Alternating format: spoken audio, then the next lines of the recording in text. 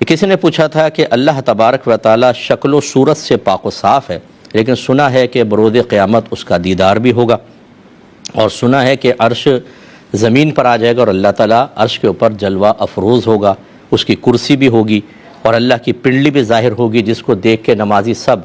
سجدے میں گر جائیں گے، اور جنہوں نے سجدہ نہیں کیا تھا وہ اکڑ کے رہیں گے، وہ سجدے پہ قادر نہیں ہوں گے۔ تو کیا مسئلہ ہے؟ دیکھیں، اللہ تبارک و تعالیٰ نے ایک آیت میں یہ سارا مسئلہ حل فرمایا، لیسا کمثلہ شیء، اللہ تبارک و تعالیٰ کی مثل کوئی شے نہیں ہے، لہٰذا ہماری شکل و صورت ہے، ہم جسم رکھتے ہیں، اللہ تعالیٰ اس سے پاک و صاف ہے، نوار ذات سے ہم ایک جگہ پر نظر آ سکتے ہیں، اللہ تبارک و تعالیٰ جگہ سے اور ڈائریکشن سے پاک و صاف ہے۔ میں آپ کے فرنٹ پر ہوں گا، کسی کے دائیں، کسی کے بائیں، کسی سے نیچے، کسی کے اوپر ہوں گا، تو یہ 6 ڈائریکشنز ہماری ہوتی ہیں، لیکن اللہ تبارک و تعالیٰ کے لیے ڈائریکشنز بھی ثابت نہیں، کیونکہ یہ بھی مخلوق ہیں اور اللہ تعالیٰ اس سے پہلے بھی تھا، تو اس کے لیے کوئی ڈائریکشنز نہیں ہوتی ہیں۔ باقی عرش پر جلوہ افروز ہونے کا جو مسئلہ ہے وہ ایسا نہیں ہے کہ جیسے میں اور آپ کسی کرسی یا تخت کے اوپر بیٹھ جائیں، بلکہ اللہ تعالیٰ اپنی شان کے لائق اس کی طرف توجہ فرماتا ہے۔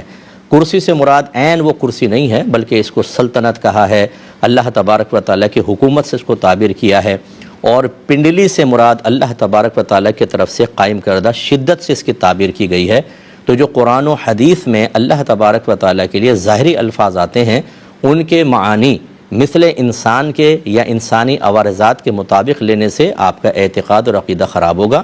ہمیشہ جو ہمارے اکابرین نے اس کی تفاسیر بیان فرمائی اور ان میں تعویلات کی ہیں، لیسا کمثلہ شیء کی روشنی میں، تو وہ وہی ہیں جو میں نے آپ کی خدمت میں ذکر کی۔ اللہ کا دیدار ہوگا، لیکن وہ سمت سے پاک و صاف ہوگا، وہ شکل و صورت سے پاک و صاف ہوگا، اور ہزارہا پردوں میں ہوگا، کیونکہ اللہ تبارک و تعالیٰ کی تجلی کوہ طور برداشت نہیں کر سکا، وہ بھی ہزاروں پردوں میں اللہ نے تجلی فرمائی تھی، پہاڑ ریزہ ریزہ ہو گیا، تو آپ اور میں انسان کیسے برداشت کریں گے؟ لیکن کس طریقے سے ہوگا اس کی کیفیت کو ابھی کوئی نہیں بیان کر سکتا۔ ہمارے علماء نے فرمایا کہ جب دیکھیں گے تو پھر آپ کو بتا دیں گے، لیکن یہ حق ہے، نبی کریم نے فرمایا تم بروز قیامت اپنے رب کو بالکل ایسے دیکھو گے جیسے دن کے اندر اگر سورج نکلا ہو اور آسمان پر بادل نہ ہو، سورج چمک رہا ہو، جیسے تم سورج کو دیکھتے ہو، اور جیسے 14ویں کے چاند کو تم آسمان پہ چمکتا ہوا دیکھتے ہو جبکہ کوئی بادل وغیرہ نہ ہو، ایسے ہی بالکل کلیئر صاف اپنے رب کو انشاءاللہ عز و جل اسی کی عطا سے، اسی کے کرم سے،